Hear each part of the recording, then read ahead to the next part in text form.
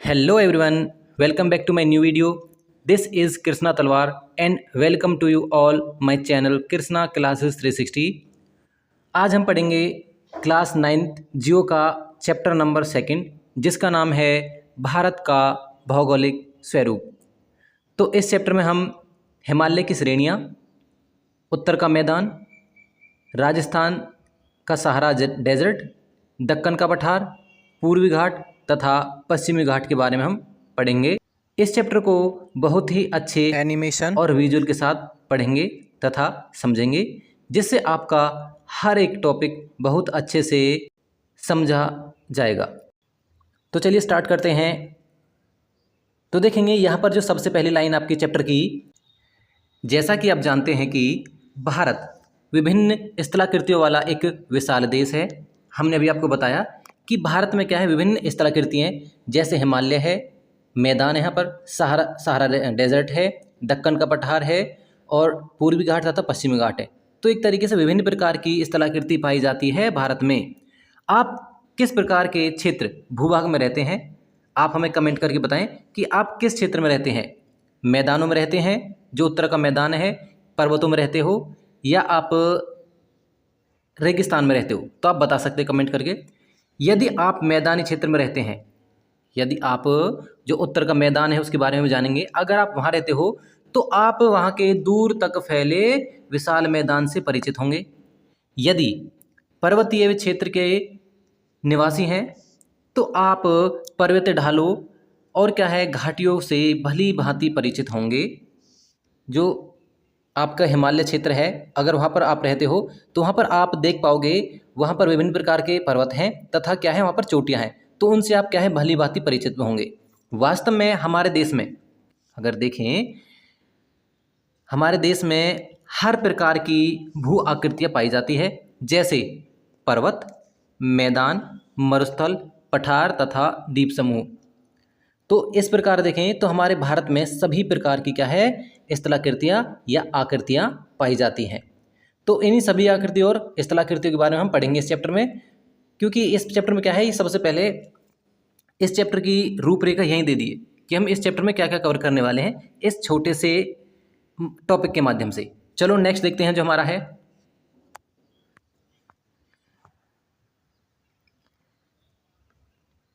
यहाँ से जानने की कोशिश करें कि भारत की भूमि बहुत अधिक भौतिक विभिन्नताओं को दर्शाती है। भूगर्भीय तौर पर प्रायद्वीप पठार पृथ्वी की सतह का प्राचीनतम भाग है। अगर देखें कि जो हमारा प्रायद्वीप पठार है, पहले ये जाने आप प्रायद्वीप कहते किसे, जो क्षेत्र तीन तरफ से पानी से घिरा हो उसे हम क्या है प्रायद्वीपीय क्षेत्र कहते हैं। अगर हम यहाँ पर जाने आप तो देख सकते हैं कि जो आपका दक्कन का पठार तथा जो भारत में 22 डिग्री से नीचे है वो हमारा क्या कहलाता है, वो हमारा प्रायद्वीपीय क्षेत्र कहलाता है। तो क्या है यहाँ पर देखेंगे बहुत ही प्राचीन क्षेत्र है। अगर हिमालय से भी देखें तो हिमालय से भी पुराना है ये जो हमारा प्रायद्वीपीय क्षेत्र है भारत का। इसे भूमि का एक बहुत ही स्थिर भाग माना जाता था। अगर अब से पहले देखें, जब से भूकंप आया तो उससे पहले क्या है इसे एक स्थिर भाग देखा जाता था, परंतु हाल ही में भूकंप से इसे गलत साबित किया गया है। तो भूकंप जब से आया है तो उस समय पता चल चुका क्या है कि ये एक तरीके स्थिर नहीं है, ये भी अस्थिर है, ये भी क्या है चेंज होता रहता है। तो इस समय पता चल चुका। देखो हिमालय एवं उत्तरी मैदान हाल में बनी स्थलाकृतियाँ हैं। अगर आपने पढ़ा हो हिमालय के निर्माण के बारे में, बाकी हम आपको बताएंगे कि हिमालय का निर्माण कैसे हुआ है, क्योंकि अगर हिमालय के बारे में अभी चर्चा करें तो हिमालय की जो आकृति है अभी भी क्या है वो डेवलप हो रही है। जो नीचे जो प्लेट्स हैं अभी भी क्या है वो खिसक रही हैं एक दूसरे के ऊपर, और क्या है हिमालय अभी भी एक तरीके से क्या है वो खिसक रहा है ऊपर की तरफ, और क्या है अभी भी बढ़ रहा है। देखें तो हमें इसका महसूस नहीं होगा, परंतु फिर भी क्या है धीरे धीरे बढ़ रहा है। और हम अगर देखें जो हमारा ये मैदान है, उत्तरी मैदान है, उसका भी अभी देखें तो निर्माण हो ही रहा है। जो नदियाँ हैं, नदियों द्वारा अवसाद लाए जा रहे हैं, जिसके कारण क्या है अभी भी इस क्षेत्र का निर्माण हो ही रहा है। तो इस प्रकार देखें तो दोनों ही उत्तरी मैदान तथा हिमालय दोनों ही एक तरीके से नवीन वलित हैं, अभी इनका निर्माण हो ही रहा है। देखें भूगर्भ वैज्ञानिकों के अनुसार हिमालय पर्वत एक अस्थिर भाग है, जैसे मैंने अभी आपको बताया कि हिमालय का क्या है अभी निर्माण चल ही रहा है, तो इसके लिए इसलिए क्या है इसे हम अस्थिर भाग कह सकते हैं। हिमालय की पूरी पर्वत श्रृंखला एक युवा स्थलाकृति को दर्शाती है। मैंने आपको बताया कि इसे हम एक क्या है युवा पर्वत कह सकते हैं, जिसमें क्या है ऊंचे शिखर, घाटियां तथा तेज बहने वाली नदियां हैं। तो ये आपको पता है क्योंकि जो हिमालय से क्या है कई नदियां निकलती हैं, जैसे सिंधु नदी, ब्रह्मपुत्र नदी, गंगा नदी तथा यमुना नदी। ये क्या है नदियाँ सभी के सभी कहाँ से निकलती हैं, ये निकलती हैं आपकी हिमालय से। तो चलते नेक्स्ट।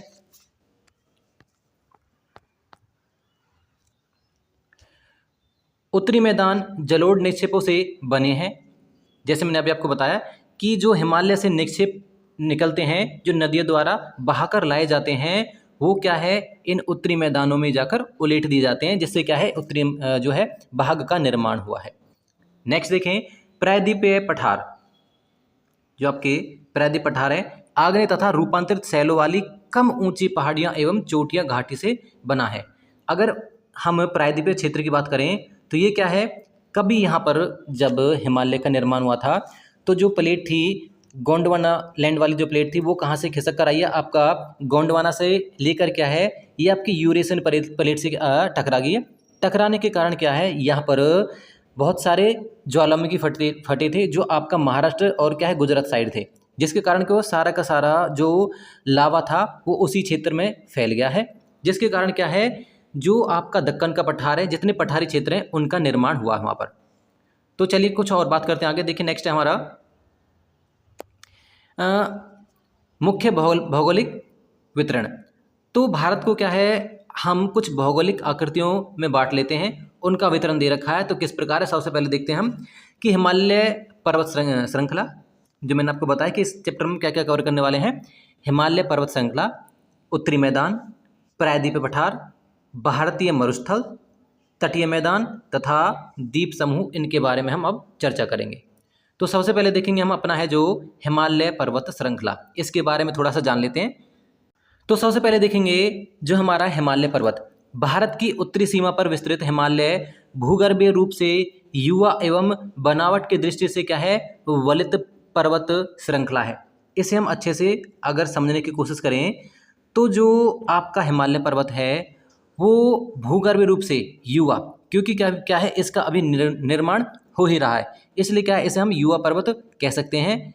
और बनावट की दृष्टि से अगर ये इसका आकार कैसा है, किस प्रकार एक तरीके से बना है, तो उस चीज़ को देखें तो ये एक वलित पर्वत है। वलित पर्वत कहते हैं आपका जो फोल्डिंग माउंटेन होते हैं। फोल्डिंग मीन्स अगर आपको मैं बताऊं समझाने की कोशिश करें तो आप एक चादर लो या एक रुमाल ले सकते हो, उसे दोनों हाथों से क्या है ऊपर की तरफ खिसकाओ, एक दूसरे छोर की तरफ करो, तो क्या है आपके कुछ वो बन जाएंगे, आपके ढलान सी बन जाएगी। जैसे आप इस इमेज में अच्छे से देख सकते हो, ज़्यादा समझाने से क्या है आपको नहीं समझ आएगा, परंतु क्या है आप इस पिक्चर में देखोगे तो आपके अच्छे समझ आएगा। इस प्रकार क्या है आपका जो हिमालय का निर्माण हुआ, क्योंकि इसे क्या हम वलित पर्वत भी कहते हैं।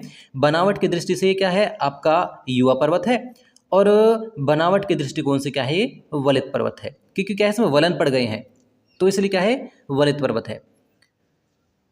आगे देखें, ये पर्वत श्रृंखलाएं पश्चिमी पूर्व दिशा में सिंधु से लेकर ब्रह्मपुत्र तक फैली हुई हैं। आप देख सकते हो कि यहाँ पर सबसे पहले जो हमारी नदी कौन सी है, सिंधु नदी है। उसके बाद में क्या है इधर हम देखें तो यह है आपकी कौन सी नदी, ब्रह्मपुत्र नदी। तो इन दोनों के बीच में क्या है देखें तो सारा का सारा ये हिमालय पर्वत फैला हुआ है। आगे चलते हैं, विश्व की सबसे ऊंची पर्वत श्रेणी जो हिमालय है, विश्व की सबसे ऊंची पर्वत श्रेणी है। अगर हम इसे देखें कौन सी है हमारी, तो माउंट एवरेस्ट विश्व की सबसे ऊंची श्रेणी है। एक अत्यधिक असम विरोध में से एक है। देखो यहाँ से देखेंगे कि ये अत्यधिक अवरोध है, क्या है हिमालय पर्वत। क्यों अवरोध है इसे हम जानेंगे, क्योंकि क्या है जो हिमालय है वो आपका उत्तर से आने वाली हवाओं को रोकता है। देखें, और जो भारत में मानसून आता है तो मानसूनी हवाओं को क्या है उत्तर साइड जाने से रोकता है, भारत से पार जाने से रोकता है। अगर हम राजनीतिक रूप से देखें तो हिमालय का यहाँ भी अच्छा रोल है, क्योंकि क्या है जो हमारा पड़ोसी देश है चीन, वो क्या है हम पर आक्रमण नहीं कर पाता, क्योंकि क्या है यहाँ पर बहुत ऊंची ऊंची पर्वत चोटियाँ जिनको क्या है सैनिक पार नहीं कर सकते। तो इसलिए क्या है माउंटेन का हमारा अलग ही एक तरीके से रोल है, या हम भूमिका कह सकते हैं हिमालय की अपने देश के लिए। तो ये देखेंगे आगे, ये 2400 किलोमीटर की मतलब लंबाई में फैले एक अर्धवृत्ताकार का निर्माण करते हैं। जो हिमालय है किस प्रकार फैला हुआ है आप देख सकते हो। ये क्या है, कहाँ से शुरू होता है, मैंने आपको बताया जो अभी सिंधु ने जो नदी है वहाँ से स्टार्ट होता है और ब्रह्मपुत्र तक पहुँचता है। उसके बाद में क्या है ये टर्न हो जाता है, मुड़ जाता है, जिससे एक तरीके से अर्धवृत्त बन जाता है। तो इस प्रकार क्या हम कह सकते हैं कि जो हिमालय है अर्धवृत्ताकार बनाता है। हाइट मैंने अभी आपको इसका किलोमीटर मैंने अभी आपको बताया था कितना है, तो 2400 किलोमीटर में ये फैला है जो आपका क्या है हिमालय पर्वत है। देखें आगे, इसकी चौड़ाई कश्मीर में 400 किलोमीटर एवं अरुणाचल में 150 किलोमीटर है। अगर यहाँ से देखें इसकी चौड़ाई देखें, चौड़ाई देख सकते हैं आप, इसकी जो चौड़ाई है वो क्या है कश्मीर में 400 किलोमीटर और अरुणाचल प्रदेश में क्या है 150 किलोमीटर इसकी चौड़ाई है। लंबाई मैंने आपको बता दी कितनी 2400 किलोमीटर, और चौड़ाई इसकी क्या है अलग अलग है, कश्मीर में अलग है और आपका अरुणाचल प्रदेश में अलग है। आगे देखेंगे, पश्चिमी भाग की अपेक्षा पूर्वी भाग की ऊंचाई में अधिक विविधता पाई जाती है, क्योंकि पश्चिमी भाग अगर देखें तो स्थिरशायी है, परंतु क्या है अगर हम पूर्वी भाग देखें जो हमारा कश्मीर है जहाँ पर उस साइड देखें तो वहाँ पर क्या है यहाँ पर अलग अलग विविधताएं पाई जाती है, क्योंकि यहाँ पर अलग अलग प्रकार की चोटियाँ हैं और यहाँ पर क्या है विविधता इसलिए पाई जाती है क्योंकि क्या है यहाँ पर किलोमीटर ज़्यादा है आप देख सकते हो। तो इसी कारण क्या है यहाँ पर अलग अलग श्रृंखलाएं भी होंगी, आप जान सकते हो। इस प्रकार क्या है विविधता वाला क्षेत्र कहाँ पर है आपका पूर्वी साइड है। आगे देखेंगे, अपने पूर्वी देशांतर विस्तार के साथ हिमालय को 3 भागों में बांट सकते हैं। देशांतर स्तर पर क्या है इसे 3 भागों में बांट सकते हैं। इन श्रृंखलाओं के बीच बहुत अधिक संख्या में घाटियां पाई जाती हैं। अगर देखें इनमें क्या है घाटियां पाई जाती हैं। घाटियां क्या होती हैं, जो नदी के आसपास का क्षेत्र होता है वो घाटी कहलाता है। वैसे सबसे उत्तरी भाग में स्थिर श्रृंखला को महान या आंतरिक हिमालय कहते हैं। अगर यहाँ पर देखें तो जो मैंने आपको बताया था 3 श्रेणियां हैं, हिमालय की 3 श्रेणियां हैं, तो उसे अगर देखें तो यहाँ पर क्या है सबसे जो ऊपर का भाग है, जो सबसे देखें उत्तरी भाग को क्या कह सकते हैं हम, उसे हम कहते हैं आपका आंतरिक हिमालय या महान हिमालय उसे कहते हैं, या इसे हिमाद्री भी कहते हैं। इसके 3 नाम है याद रखना, हिमाद्री, आंतरिक हिमालय या आपका महान हिमालय। यह सबसे अधिक सतत श्रृंखला है। देखेंगे एक तरीके से सतत है, ये कहीं से कटा पेटा नहीं है, बिल्कुल समान है, एक तरीके से ऊंचा है, सतत है ये, जिसमें 6000 मीटर की औसत ऊंचाई वाले सर्वाधिक ऊंचे शिखर है। यहीं पर देखें तो सर्वाधिक ऊंचे शिखर कहाँ पाए जाते हैं आपके, तो महान हिमालय में ही पाए जाते हैं। हिमालय के सभी मुख्य शिखर हैं, इसमें हिमालय के सभी मुख्य शिखर जो आते हैं आपके इसी में पाए जाते हैं, जो मुख्य शिखर हैं। देखें तो यहाँ पर कुछ शिखर दे रखे हैं और उनकी ऊंचाई है और देश भी दे रखे हैं। सबसे पहले देखें तो माउंट एवरेस्ट आपका कहाँ पड़ता है, वो नेपाल में है। इसकी ऊंचाई कितनी है 8848 मीटर इसकी ऊंचाई है। आपका कंचनजंगा है ये भारत में है आपका, तो इसकी ऊंचाई कितनी है 8598 इसकी ऊंचाई है। इन्हें सभी को आप याद कर लेना। मकालू है ये नेपाल में है, इसकी 8481 है। धौलागिरी है इसकी जो नेपाल में, ये भी क्या है आपका 8172 है। और पर्वत जानेंगे, नंगा पर्वत है आपका, ये भारत में है 8126 है। अन्नपूर्णा है नेपाल में है 8078 है। नंदा देवी भारत में है, ये 7817 मीटर में, सभी ऊंचाई देख लेना। अब है आपका कामेट, ये भारत में है, ये 7756 है। ये है नामचा बरुआ, आपका है भारत में ही, ये भी 7756 है इसकी मीटर ऊंचाई है। अगला है जो नेक्स्ट है, ये है गुरुला मंदता, ये आपका नेपाल में है, जो 7728 है। तो इस प्रकार हमने क्या है हिमालय के सभी ऊंचे ऊंचे पर्वत देख चुके हैं हम। अब जानेंगे देखेंगे हिमालय के वलय की प्रक्रिया असमर्थित है। एक तरीके से क्या है अभी भी इसकी जो वलन की प्रक्रिया जारी है, इसलिए क्या है इसे असमर्थित है। हिमालय के इस भाग का क्रोड ग्रेनाइट का बना है। जो हिमालय का जो क्रोड है किससे बना है, वो ग्रेनाइट से बना है। यह श्रृंखला हमेशा बर्फ से ही ढकी रहती है। तो जो सबसे ऊंची जो चोटियां हैं, जो सबसे ऊंचा भाग है जो क्रोड कहलाता है इसका, ये हमेशा ही क्या है बर्फ से ढकी रहती है ये, तथा इसे बहुत सी हिम नदियाँ निकलती हैं, क्योंकि क्या है बर्फ ही बर्फ है, तो जब पिघलती है तो वहाँ से क्या है अनेक हिम नदियाँ निकलती हैं। हिमाद्री के दक्षिण में स्थित श्रृंखला सबसे अधिक असम है। जो हिमाद्री आपकी जो महान हिमालय है उसके दक्षिण में देखें तो वो श्रृंखला है सबसे अधिक असम है, जो आपकी समान नहीं है, अलग अलग है। हिमाचल या निम्न हिमाचल के नाम से जानी जाती है। जो आपकी जो जैसे हम मध्य हिमालय भी कह सकते हैं, वो क्या है आपकी, जैसे निम्न हिमालय या हिमाचल कह सकते हैं, वो श्रृंखला हमारी एक तरीके से असम है। जो आपका कौन सा हिमालय बताया था, आपका हिमाद्री बताया था, वो एक तरीके से सतत है, मैंने अभी आपको बताया था, परंतु ये क्या है, ये असम है।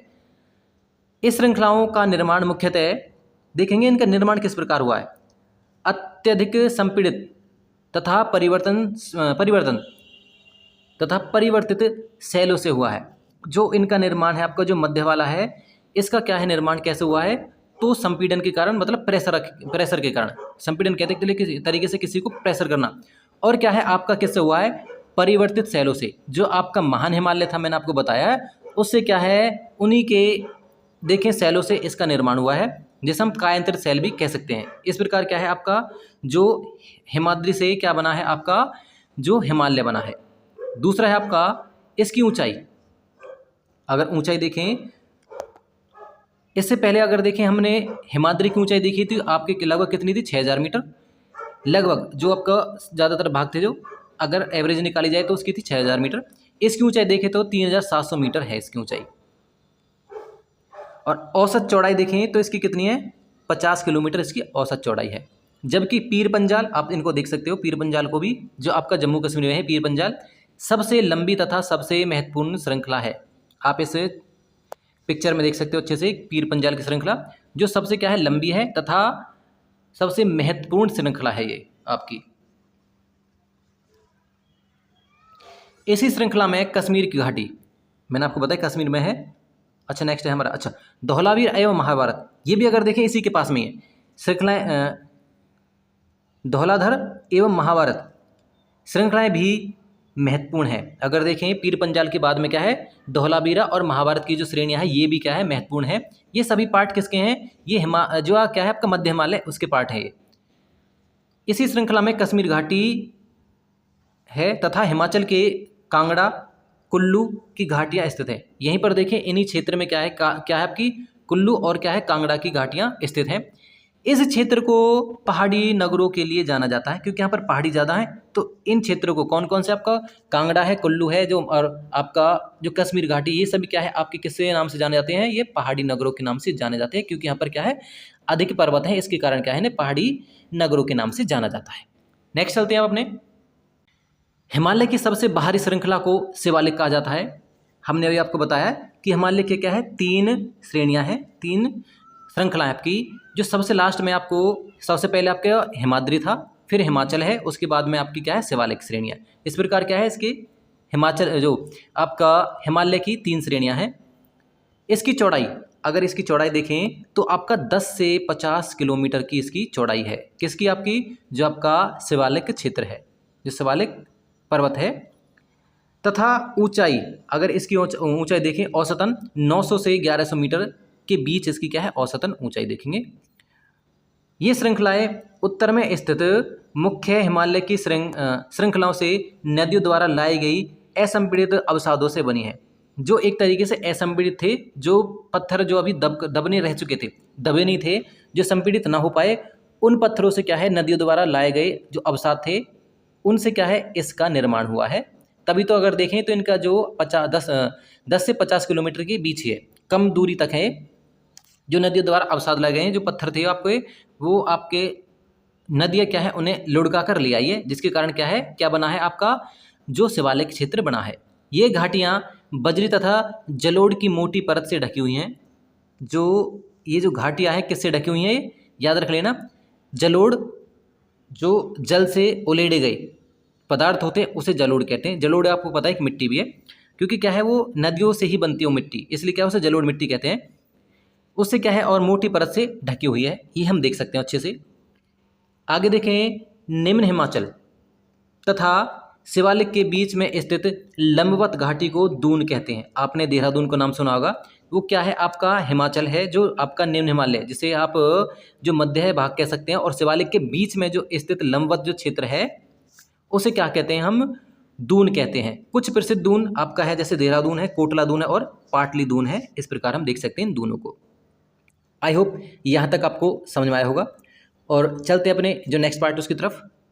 इस उत्तर दक्षिण के अतिरिक्त हिमालय को पश्चिम से पूर्व तक स्थिति क्षेत्रों के आधार पर भी विभाजित किया गया है। अगर हम जानने की कोशिश करें, जो आपका हिमालय है, अब तो हमने क्या है उसे किस प्रकार देखें, तो इस प्रकार क्या है, हमने आपको विभाजित किया था 3 श्रेणियों में। परंतु अब हम क्या है इसे किस प्रकार पश्चिम से पूर्व की तरफ ही क्या है इसे विभाजित कर लेते हैं। देखें तो इस प्रकार, तो सभी के बारे में जानेंगे। देखें तो इन वर्गीकरणों को नदी घाटियों की सीमाओं के आधार पर विभाजित किया गया है। जहाँ पर जो नदी आ जाएगी, जो आपका क्या है, जहाँ से जो नदी निकल रही है उसके हिसाब से क्या है, नदियों के हिसाब से ही हम इन्हें बट लेंगे। उदाहरण के लिए सतलुज एवं सिंधु के बीच स्थित हिमालय के भाग को पंजाब हिमालय के नाम से जाना जाता है। आपको सभी इस पिक्चर में देखने को मिल जाएंगे। सभी के अलग अलग नाम दे रखे हैं और सभी की स्थिति दे रखी, कहाँ से कहाँ कौन सा आपका क्षेत्र है।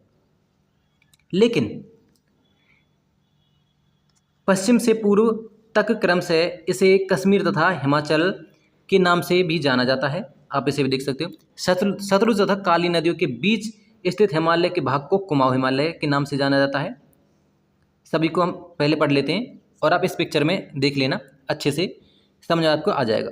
फिर देखेंगे काली तथा तिस्ता नदियाँ नेपाल हिमालय का एक तिस्ता एवं क्या है दिहांग नदियाँ असम हिमालय की क्या है सीमांकन करती है। हिमालय के कुछ क्षेत्रीय नाम पता कीजिए। यहाँ पर क्या है, इनके नाम मैंने आपको बताई दी हैं। ये सभी के सभी आपको क्षेत्र देखने को मिल जाएंगे, तो इसमें आप देख सकते हो सभी के अलग अलग नाम हैं। आगे देखेंगे, नेक्स्ट है ब्रह्मपुत्र हिमालय की सबसे पूर्वी सीमा बनती है। जो आपका ब्रह्मपुत्र है, जो ब्रह्मपुत्र नदी है उसे देखेंगे, वहाँ जो सबसे पूर्वी क्षेत्र कौन सा है हिमालय का, तो ब्रह्मपुत्र नदी है, वो सबसे पूर्वी सीमा है इसकी। दिहांग और क्या है महाखड़ड़ के बाद हिमालय दक्षिण की ओर क्या है तीखा मोड़ बनाते हुए भारत की पूर्वी सीमा के साथ फैल जाता है। तो जो आपका हिमालय है वो कहाँ से अगर देखें तो आपका जो ब्रह्मपुत्र नदी है, ब्रह्मपुत्र नदी से एक तीखा मोड़ लेता है और किस साइड मुड़ जाता है, दक्षिण साइड मुड़ जाता है। इन्हें पूर्वांचल या पूर्वी पहाड़ियों तथा पर्वत श्रृंखलाओं के नाम से जाना जाता है। इसमें क्या है बहुत सारी पर्वत श्रृंखलाएं हैं, जैसे आपका देख सकते हैं, जैसे नागा है, मीजो है, इस प्रकार हम देख सकते हैं। ये पहाड़ियाँ उत्तर पूर्वी राज्य से होकर गुजरती हैं। अगर इन पहाड़ियों को देखें तो क्या है उत्तर पूर्वी राज्य से होकर गुजरती हैं तथा मजबूत बलुआ पत्थरों और अवसाद शैलों से बनी है। ये जो आपकी पहाड़ियाँ किससे बनी है, मजबूत बलुआ पत्थरों और अवसादों से बनी है। ये घने जंगलों से ढकी है। अगर देखो जंगल का कारण क्या, यहाँ पर अगर देखें जो आपका, मैं आपको राज्य बता देता हूँ उससे आप पता लगा लेना। नागालैंड है, मणिपुर है, मिजोरम है, त्रिपुरा है, अरुणाचल प्रदेश है, असम है। ये वाले क्षेत्रों की बात की जा रही है। यहाँ पर आप मैप में देख सकते हो। तो इन क्षेत्रों में क्या है, हमें पता है जब मानसून आता है तो कहाँ से आता है, बंगाल की खाड़ी से तब मानसून आता है। तो जो आपका गारो खासी जयंतिया जो मानसून राम है आपका और चेरापूंजी है, वो स्थान कहाँ पर है आपका, मेघालय में है और इसी के आसपास के क्षेत्र में है। तो देखें यहाँ पर इसलिए सबसे ज़्यादा बारिश होती है क्योंकि मानसून के समय में यहीं से देखें तो मानसून आता है और इन पहाड़ियों से टकरा कर क्या यहाँ सबसे ज़्यादा बारिश करता है। तो यहाँ सबसे ज़्यादा देखें तो वन भी पाए जाते हैं। इसलिए क्या अगर वन है तो यहाँ पर क्या है विभिन्न प्रकार के जानवर भी पाए जाएंगे। अधिकांश तथा अधिकतर समांतर श्रृंखलाओं एवं क्या घाटियों के रूप में फैली है। ये मैं बता चुका हूँ आपको। पूर्वांचल में पटकाई, नागा, मीजो, मणिपुर पहाड़ियाँ शामिल है। जैसे मैंने आपको ऊपर बताया था इस प्रकार की यहाँ पहाड़ियाँ क्या है शामिल हैं इसमें। तो चलते हैं नेक्स्ट। अब देखते हैं जो हमारा सबसे इंपॉर्टेंट पॉइंट है जो है उत्तरी मैदान। जो हमने आपका हिमालय देख चुके हैं, हिमालय के तीनों श्रृंखलाओं को देख चुके हैं। उसके बाद में हम जो पूर्वांचल था उन्हें भी देख चुके हैं हम अच्छे प्रकार से। जो 3 श्रेणियाँ हैं और सभी को हम अच्छे से जान चुके हैं। अब देखेंगे हम हमारा जो उत्तरी मैदान है उसके बारे में अब चर्चा करेंगे, इसे भी अच्छी प्रकार से समझेंगे।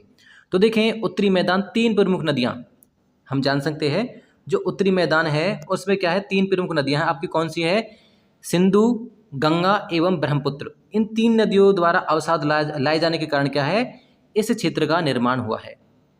सबसे पहले आपको समझा देता हूँ कि उत्तरी मैदान का निर्माण किस प्रकार हुआ है। तो बिल्कुल गौर से सुनना।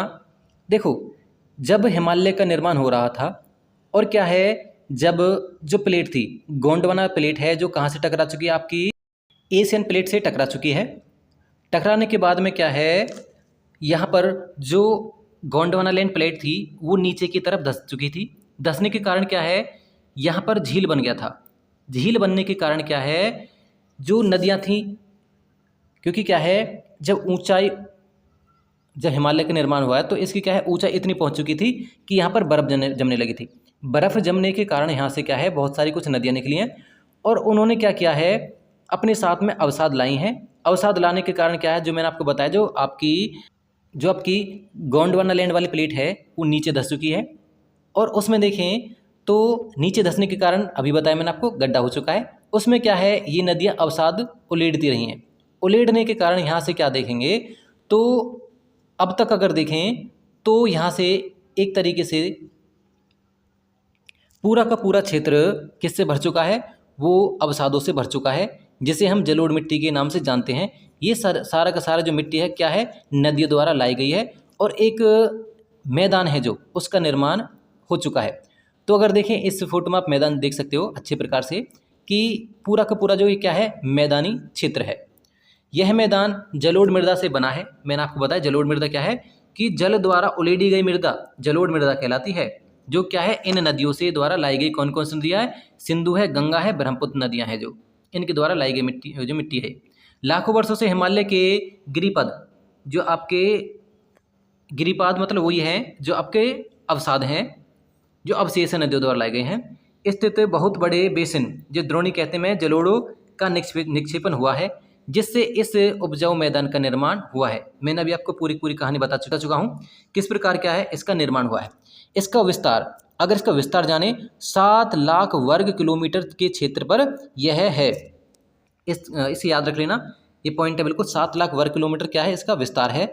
यह मैदान लगभग 2400 किलोमीटर लंबा एवं 240 से 320 किलोमीटर चौड़ा है। अगर इसकी चौड़ाई देखें कितनी है आपकी, तो आप देख सकते हो कितनी है, 240 से 320 किलोमीटर इसकी चौड़ाई है।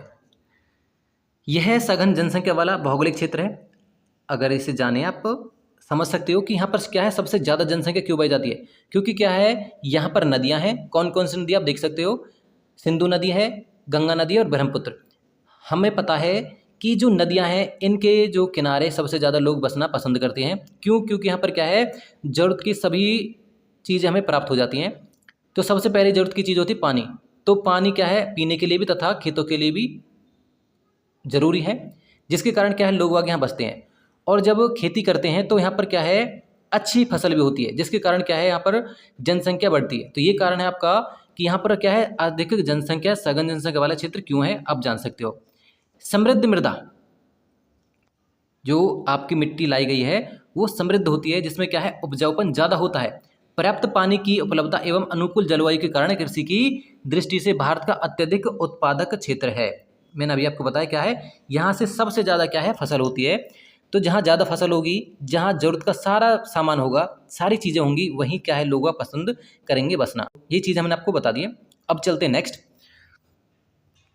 उत्तरी पर्वतों से आने वाली नदियाँ निक्षेपण कार्य में लगी हैं। अगर हम अभी भी देखें तो जो नदियाँ हैं अभी भी निक्षेपण कार्य में वो लगी हैं।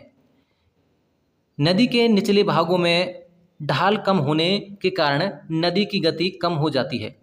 अगर देखें, क्योंकि अगर हिमालय से देखें, जब नदियाँ निकलती हैं तो बहुत ज़्यादा स्पीड होती है, परंतु जब ये मैदानों में आ जाती हैं, मैदानों में आने के कारण क्या है, इनकी स्पीड काफ़ी कम हो जाती है।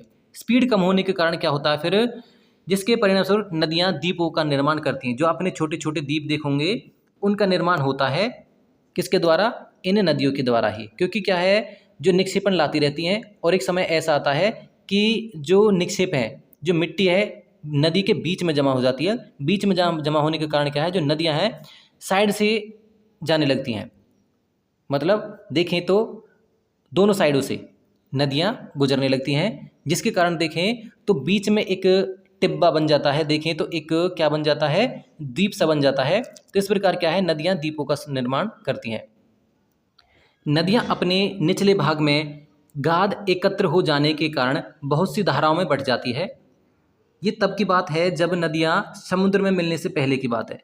जब नदियाँ समुद्र में मिलने वाली होती हैं तो उससे पहले क्या है, इनमें गाद जमा हो जाता है। गाद क्यों जमा होता है, मैंने अभी आपको बताया कि नदियों की जो स्पीड है काफ़ी कम हो जाती है और ये क्या है, कई द्रोणियों में बढ़ जाती हैं। इन्हें क्या है, वितरिकाएँ कहते हैं।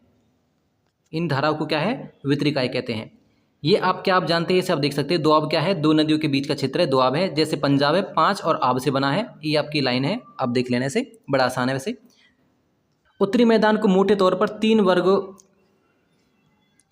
उत्तरी मैदान को मोटे तौर पर 3 उपवर्गों में विभाजित किया गया है। अगर उत्तरी मैदान को भी देखें तो यहाँ पर क्या है, इसके 3 वर्ग बना दिए गए। उत्तरी मैदान के पश्चिमी भाग, जो आपका पश्चिमी भाग है, को पंजाब का मैदान कहा जा सकता है। जो पंजाब के मैदान को क्या कहते हैं, जो पश्चिमी भाग है उसे हम पंजाब का मैदान कहते हैं। तो इसे क्या है, 3 उपवर्गों में बांट दिया गया है।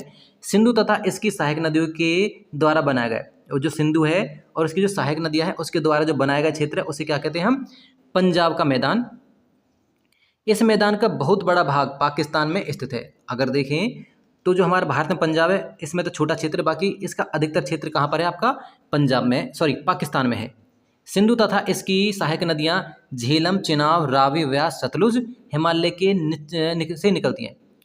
जो हमें पता है ये कौन सी नदियां हैं आपकी, रावी, व्यास, झेलम, चिनाब और सतलुज, ये कहाँ से निकलती है, आपके हिमालय से ही निकलती हैं। मैदान के इस भाग में दोआबों की संख्या बहुत अधिक है। मैंने आपको बताया कि जब दो नदियों के बीच के क्षेत्र को क्या कहते हैं, दोआब कहते हैं।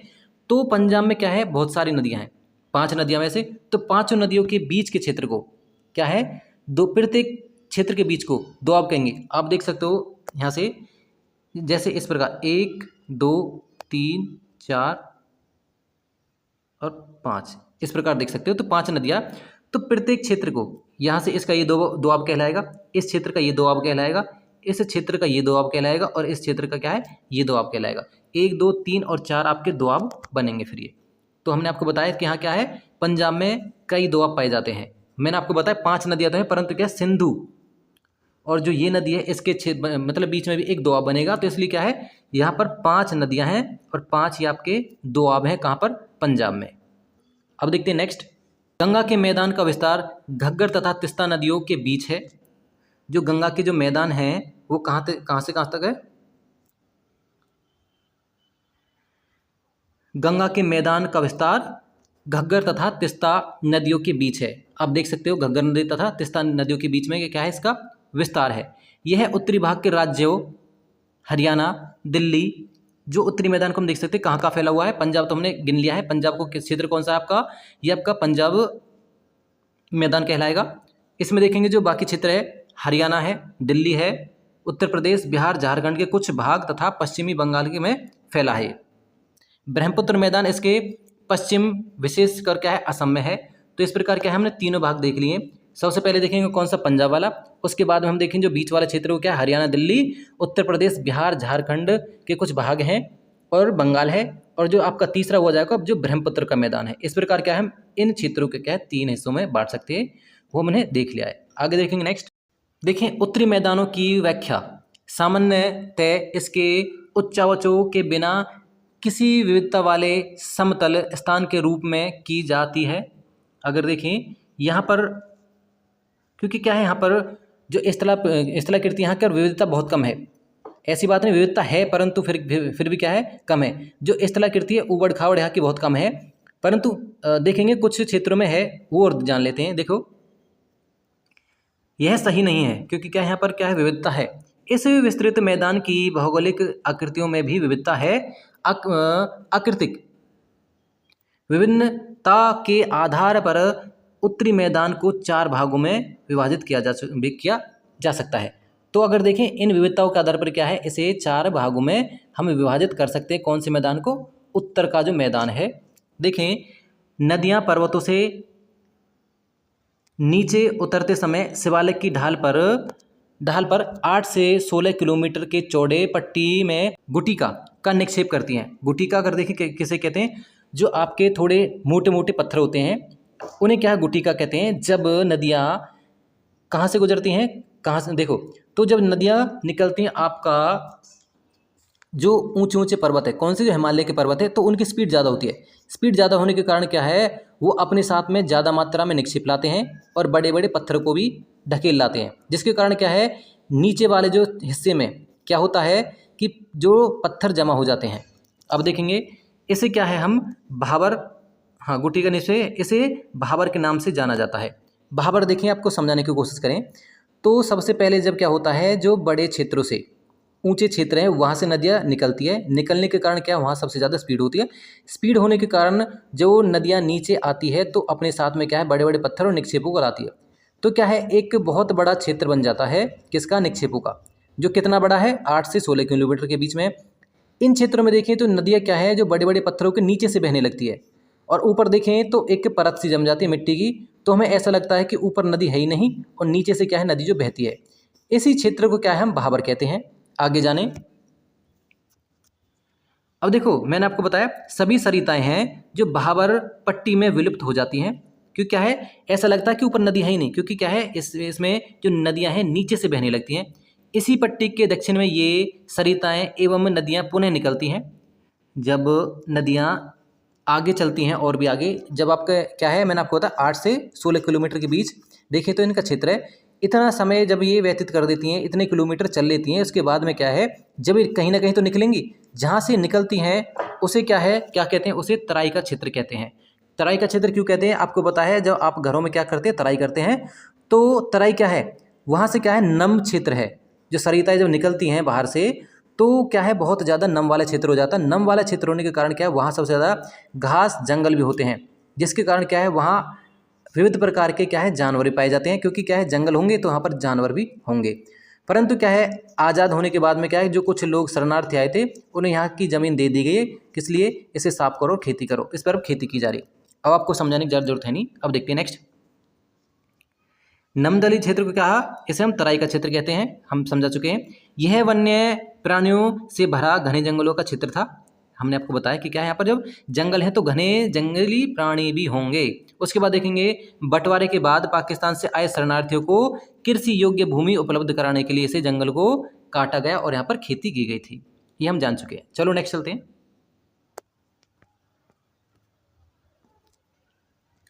उत्तरी मैदान का सबसे विशालतम भाग पुराने जलोढ़ों का बना है। यहाँ से देखें, जो सबसे उत्तरी जो मैदान का सबसे विशालतम भाग है, जो हम देख सकते हैं, जहाँ अब अगर देखें जो हरियाणा, दिल्ली और आपका उत्तर प्रदेश का भाग है, तो वहाँ पर क्या है, ये सबसे विशाल है, जो क्या है, पुरानी जलोढ़ से बना है।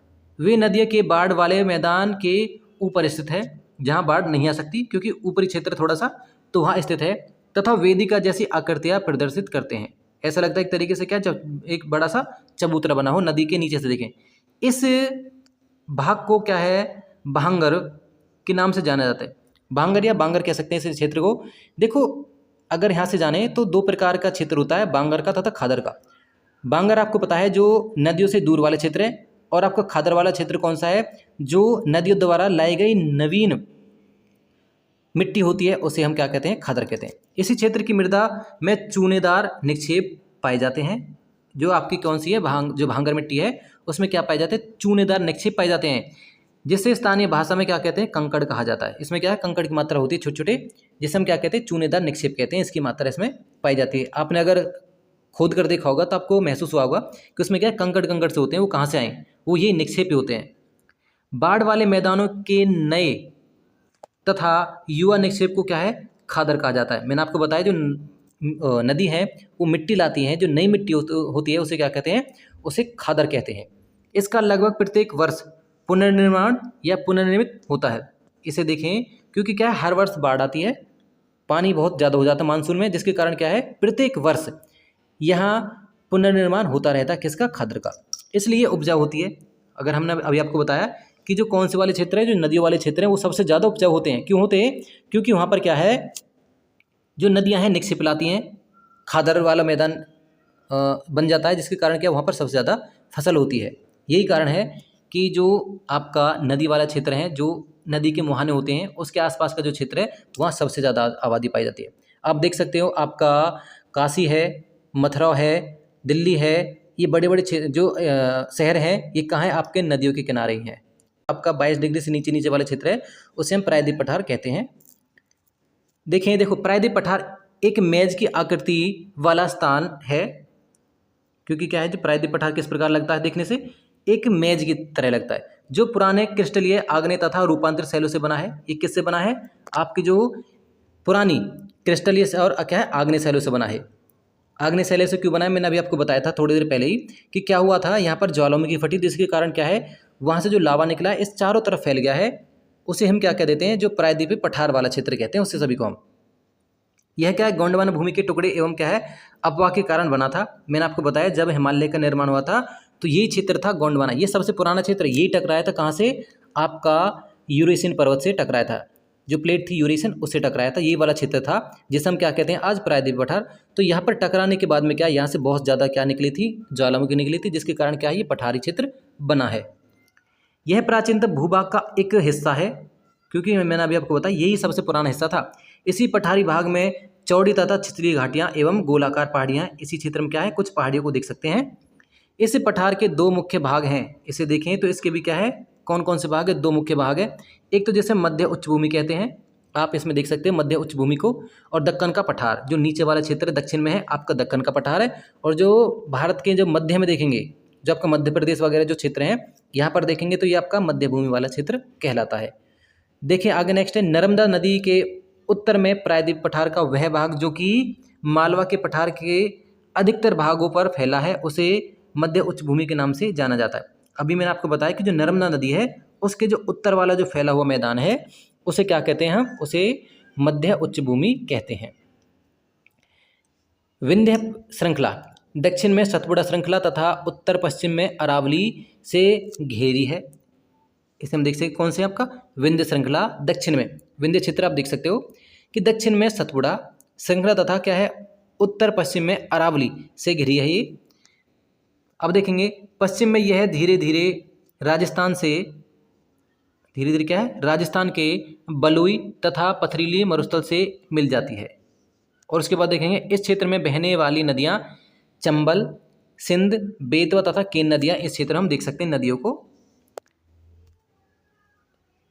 और देखें बेतवा तथा केन दक्षिणी पश्चिम से पूर्व की ओर बहती हैं, इस प्रकार वे इस क्षेत्र के ढाल को दर्शाती हैं। अगर हम देखें ढाल किस साइड इसका, तो हम देख सकते हैं इसमें कि जो आपका दक्कन वाला पठार है इसका ढलान जो है पूरब की साइड है। क्यों, अगर हम एग्जाम्पल देख सकते हैं कि ज़्यादातर जो नदियां हैं आपकी कहाँ से निकलती हैं, वो आपका दक्षिण साइड से निकलती हैं, और परंतु क्या है, पूरब की साइड वो बहती है, सॉरी दक्षिणी पश्चिम की साइड से निकलती है और क्या है, पूरब की तरफ बहती हैं ये सारी नदियाँ। अब देखेंगे नेक्स्ट, मध्य उच्च भूमि पश्चिम में चौड़ी, जो आपकी मध्य उच्च भूमि है इसे देख सकते हो आप इमेज में, लेकिन पूर्वी में संकरी है। मतलब अगर देखें तो कहाँ पर चौड़ी है, पश्चिम में चौड़ी है, परंतु क्या पूर्व में संकरी है, संकरी हो जाती है। इस पठार के पूर्व विस्तार को स्थानीय रूप से बुंदेलखंड और क्या है, बघेलखंड के नाम से जाना जाता है। जो कौन सी भूमि है आपकी, बुंदेलखंड और बघेलखंड वाली जो जमीन है उसे हम क्या कहते हैं, मध्य उच्च भूमि कहते हैं। इसके और पूर्व के विस्तार को दामोदर नदी द्वारा क्या है, अपवाहित छोटे नागपुर पठार का मतलब पठार दर्शाता है। ये छोटा नागपुर पठार है, यहाँ तक आप इसे देख सकते हो। अब देखेंगे नेक्स्ट है दक्षिण का पठार। जो दक्षिण का पठार है, दक्षिण का पठार एक त्रिभुजाकार भाग है, इसे हम देख सकते हो क्या है, जो दक्कन का पठार है, जो दक्षिण वाला पठार है किस प्रकार एक तरीके से त्रिभुजाकार है, ऊपर से चौड़ा है परंतु नीचे से संकरा है, जो एक नर्मदा नदी के दक्षिण में स्थित है। हम देख सकते हो कि क्या है, नर्मदा के दक्षिण में पड़ता है। उत्तर में इसके चौड़े आधार पर सतपुड़ा की श्रृंखला है, सतपुड़ा एक तरीके से पहाड़ी क्षेत्र है, उसे हम देख सकते हैं। जबकि महादेव, कैमूर की पहाड़ी तथा मैकाल श्रृंखला इसके पूर्वी विस्तार हैं। इन पहाड़ियों को हम देख सकते हो कि क्या है, ये कहाँ पर है, ये आपके सतपुड़ा के पूर्व में है, और एक तरीके से देखेंगे किसकी श्रृंखला है, ये आपका पूरब का विस्तार है। किसकी श्रृंखला है, पूरब का विस्तार है। भारत के भौतिक मानचित्र पर इस पहाड़ियों पर श्रृंखलाओं की स्थिति को ज्ञात करें। हमने आपको दिखा दिया है कि क्या है, किस प्रकार एक तरीके से ये क्षेत्र हैं। अब देखेंगे नेक्स्ट, दक्षिण का पठार पश्चिम में ऊंचा एवं पूर्व की ओर कम ढाल वाला है। जो अभी मैंने आपको बताया कि जो दक्कन का पठार है आपका दक्षिण वाला क्षेत्र, वो क्या है, वो पश्चिम साइड तो ऊंचा है परंतु पूर्व साइड ढलान है। इस पठार का एक भाग उत्तर पूर्व में भी देखा जा सकता है, जिसे स्थानीय रूप से मेघालय या आपका कार्बी एंगलोंग पठार तथा उत्तरी कछार पहाड़ी के नाम से भी जाना जाता है, जो आपका कहाँ पड़ता है, मेघालय में पड़ता है। ये क्षेत्र आपको कुछ इसका क्षेत्र यहाँ पर भी देख सकते हैं, ये इसी का क्षेत्र है। यह एक भ्रंश के द्वारा छोटा नागपुर पठार से अलग हो गया है। कहाँ से अलग हो गया है, जो आपका छोटा नागपुर पठार है वहाँ से क्या है, इसे अलग हो गया है। वरना क्या है, ये भी आपका जो विंध्य क्षेत्र है इसी की श्रृंखला थी ये। पश्चिम से पूर्व की ओर 3 महत्वपूर्ण श्रृंखलाएं गारो, खासी तथा जयंतियां हैं। आप गारो, खासी तथा जयंती देख सकते हैं। कहाँ पर है आपकी, कहाँ पड़ती हैं, ये पड़ती हैं आपकी मेघालय में आपकी ये तीनों श्रृंखलाएं हैं, पहाड़ियां हैं। नेक्स्ट देखते हैं, दक्षिण के पठार के पूर्व एवं पश्चिम सिरे पर क्रमशः पूर्वी तथा पश्चिमी घाट स्थित है।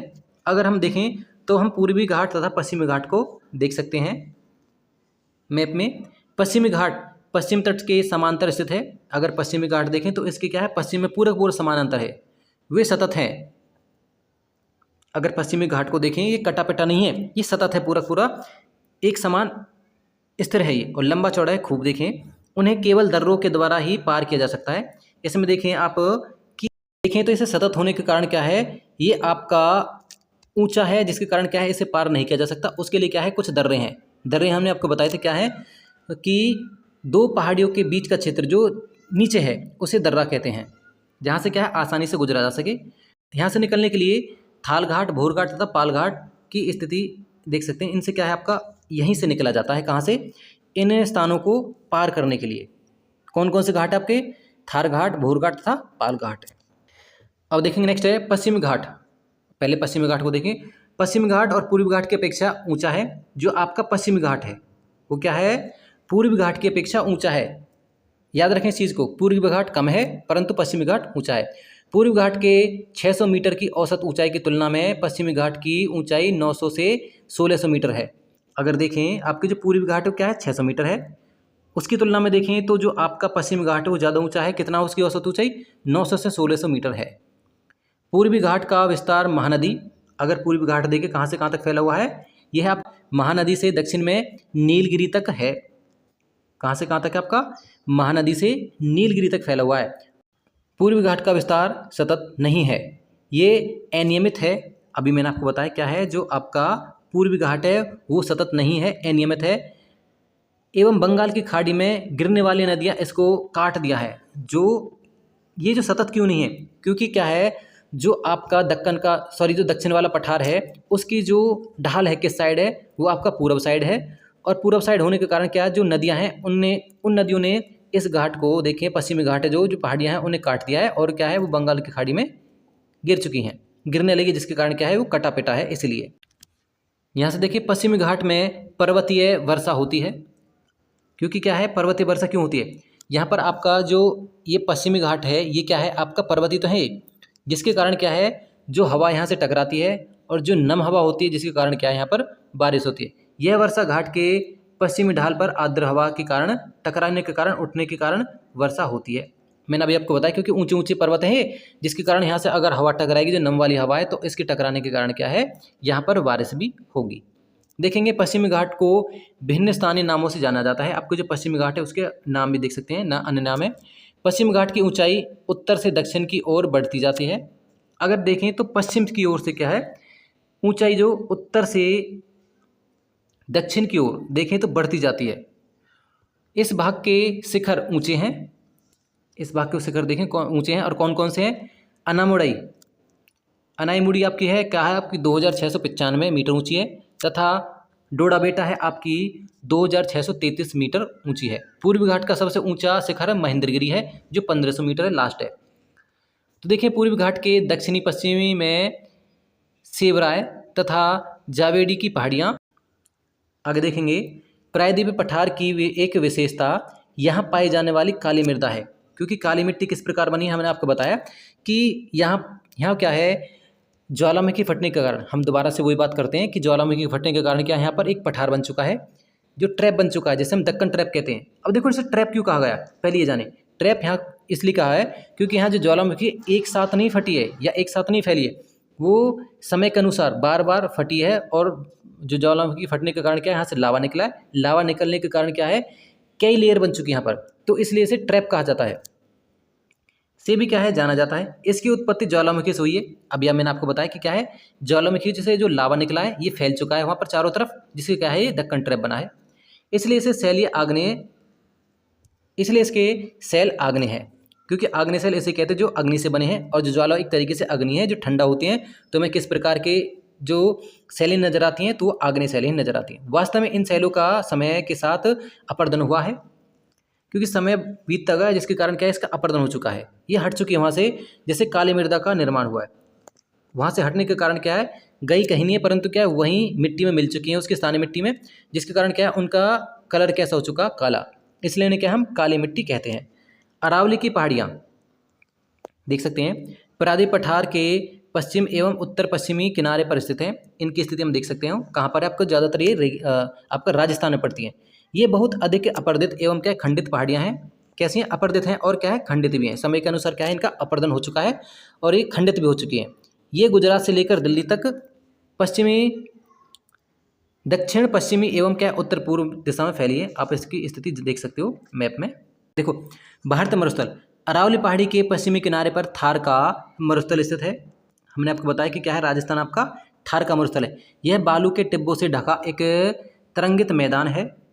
एक तरीके से देखिए तरंगे से बनी हुई है, तरंगित मैदान है। इस क्षेत्र में प्रतिवर्ष 150 मिलीमीटर से भी कम वर्षा होती है। पूरे वर्ष की बात कर रहा था, पूरे वर्ष में क्या है 150 मिलीमीटर से भी कम है वहाँ पर बारिश होती है। इस शुष्क जलवायु वाले क्षेत्र में वनस्पति बहुत कम है, क्योंकि क्या है पर बारिश ही नहीं होगी तो क्या वनस्पति कहाँ से आएंगी। वर्षा ऋतु में ही कुछ सरिताएँ दिखाई देती हैं, जब बारिश होती है तभी क्या है कुछ सरिताएँ या छोटी छोटी नदियाँ दिखाई देती हैं, और उनके बाद वे बालू में ही विलीन हो जाती हैं। क्या है वो वहीं पर एक तरीके से मिल जाती हैं, नदियाँ आगे तक बढ़ी नहीं पाती। पर्याप्त जल नहीं मिलने से समुद्र तक नहीं पहुँच पाती हैं। केवल लूनी ही इस क्षेत्र की सबसे बड़ी नदी है। लूनी ही देखें तो यहाँ की सबसे जो बड़ी नदी है लूनी नदी। जो अब देखेंगे नेक्स्ट है बरकान, क्या कैसे कहते हैं। बरकान अर्धचंद्राकार बालू का डिब्बा होता है, टीला होता है, जिसे हम बरकान कहते हैं, याद रख लेना। का विस्तार बहुत अधिक क्षेत्र पर होता है, लेकिन लंबवत टीले भारत पाकिस्तान सीमा के समीप प्रमुखता से पाए जाते हैं। जो एक तरीके से लंबे लंबे जो टीले कहाँ पाए जाते हैं, भारत और पाकिस्तान की जो सीमा है उसके आसपास वाले क्षेत्र में पाए जाते हैं। यदि आप जैसलमेर जाएं तो बरकान के समूह देख सकते हैं, कहाँ पर देखने को मिलते हैं, ये आपके जैसलमेर में देखने को मिलते हैं। अब देखेंगे तटीय मैदान। तटीय मैदान आप देख सकते हैं क्या होते हैं तटीय मैदान, कि जो समुद्र का तट है इसके जो आसपास के क्षेत्र हैं उन्हें हम तटीय मैदान कहते हैं। प्रायद्वीप पठार के किनारे, प्रायद्वीप पठार के किनारों संकीर्ण तटीय पट्टियों का विस्तार है। यह पश्चिम में अरब सागर से लेकर पूर्व में बंगाल की खाड़ी तक विस्तृत है। हम इसे देख सकते हैं। पश्चिमी घाट या पश्चिमी तट, पश्चिमी घाट तथा अरब सागर के बीच स्थित एक संकीर्ण मैदान है। मैंने आपको बताया कि क्या है, ये एक मैदान है कहाँ पर, जो आपका पश्चिमी घाट और पूर्वी घाट और समुद्र के जो बीच में स्थित है उसे कहते हैं हम का तटीय मैदान कहते हैं, जो समुद्र के तट पर है। इस मैदान के 3 भाग हैं। आप इन सभी मैदानों के भागों को देख सकते हो। पहला क्या, तट के उत्तरी भाग को कोंकण, जो मुंबई तथा गोवा के बीच है। मध्य भाग को कन्नड़ मैदान, एवं क्या है दक्षिणी भाग को मालाबार तट कहते हैं, जो आपके पश्चिमी घाट का क्षेत्र है। इसे हम 3 हिस्सों में बांट लेते हैं। अब देखेंगे जो आपका पूर्व वाला है, बंगाल की खाड़ी के साथ विस्तृत मैदान चौड़ा एवं समतल है। उत्तरी भाग में इसे उत्तरी सरकार, ऊपर की साइड देखें तो इसे हम क्या उत्तरी सरकार कहा जाता है, जबकि दक्षिण भाग को रोमंडल तट के नाम से जाना जाता है। बड़ी नदियाँ जैसे महानदी, गोदावरी, कृष्णा, कावेरी इस तट पर क्या विशाल डेल्टा का निर्माण करती हैं, क्योंकि यहाँ डेल्टा बन जाते हैं, इन नदियों द्वारा बनाए जाते हैं। चिल्का झील पूर्वी तट पर स्थित एक महत्वपूर्ण भूलक्षण है। जो चिल्का झील आप देख सकते हो क्या है, ये आपका जो भूलक्षण किसका है, आपका डेल्टा का भूलक्षण। यहाँ पर चिल्का झील के बारे में आप जान सकते हो। चिल्का झील भारत में खारे पानी की सबसे बड़ी झील है। यह ओडिशा में महानदी डेल्टा के दक्षिण में स्थित है। तो क्या है, महानदी पर है ये जो कौन सी झील है आपकी, चिल्का झील, आप इसे देख सकते हो, और चिल्का उसकी झील के भी दक्षिण में है। देखिए नेक्स्ट, द्वीप समूह क्या है आपके, कौन कौन से द्वीप समूह हम देख सकते हैं।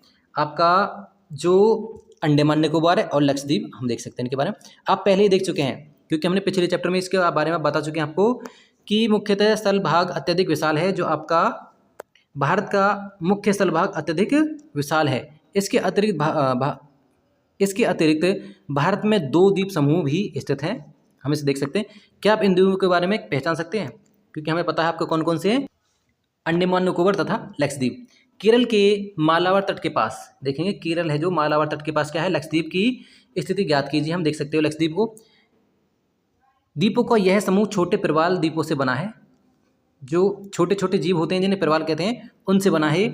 पहले इनको क्या है, लक्काद्वीप, मिनिकॉय तथा एमिनद्वीप के नाम से जाना जाता था।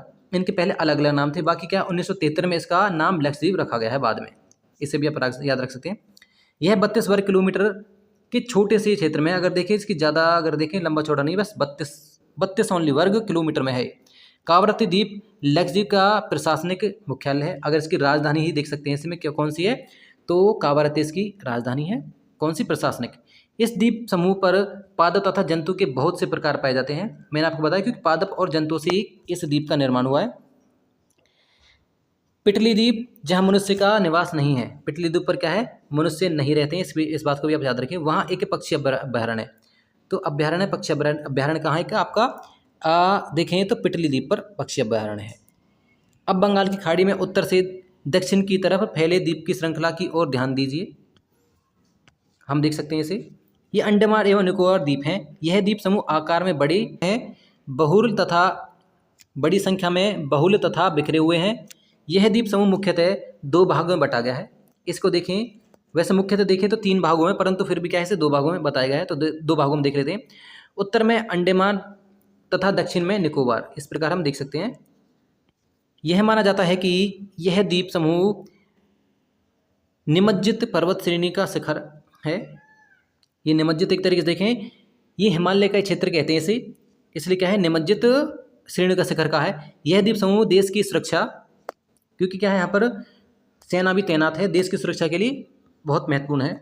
इन द्वीप समूह में पाए जाने वाले पादप एवं जंतुओं में बहुत अधिक विविधता है, क्योंकि यहाँ पर क्या है, जो जीव जंतु रहते हैं इस द्वीप पर वो भी क्या है, विविध प्रकार के हैं। ये द्वीप विषुवत वृत्त के समीप स्थित हैं। जो विषुवत वृत्त है उसके ज़्यादा समीप है। विषुवत वृत्त कौन सा, हमारा जो भूमध्य रेखा है उसके नज़दीक है। यहाँ की जलवायु विषुवतीय है तथा घने जंगलों से आच्छादित है, क्योंकि यहाँ पर ज़्यादा जंगल है और यहाँ की जलवायु कैसी है, विषुवतीय है। यहाँ पर क्या है, एक ज्वालामुखी भी आप जान सकते हो, केवल अंडमान निकोबार में, जिसे हम बेरन द्वीप पर स्थित है जो। तो ये हमारा हो गया चैप्टर। तो हमने बिल्कुल ये चैप्टर अच्छे से देखा है। आई होप सभी के अच्छे से समझ आया होगा। हमने क्या है, कुछ इमेजों के माध्यम से, वीडियो के माध्यम से भी चैप्टर अच्छे से समझने की कोशिश की है। आई होप बिल्कुल आपके अच्छे से समझ आया होगा। और अगर आप इसी प्रकार पढ़ना चाहते हैं और इससे भी अच्छी वीडियो प्राप्त करना चाहते हैं जिससे आपकी क्या है, पढ़ाई अच्छे से हो सके, तो हमारे चैनल को कर ले कृपया सब्सक्राइब और बने रहें हमारे साथ। अभी हम चाहते हैं विदा, फिर मिलते हैं नेक्स्ट चैप्टर में इसी प्रकार। तब तक के लिए धन्यवाद।